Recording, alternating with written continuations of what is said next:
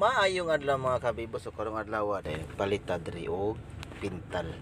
Diri sa color zone diri sa may barangay San Isidro, diri sa may Talisay ra.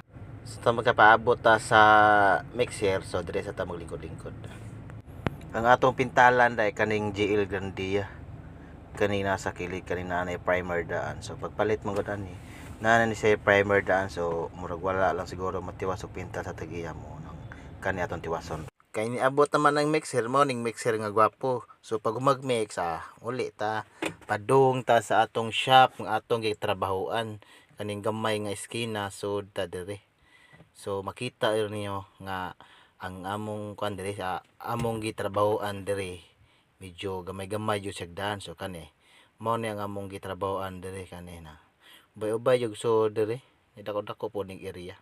So dire nilang ko to mga kaibibo, daghang salamat.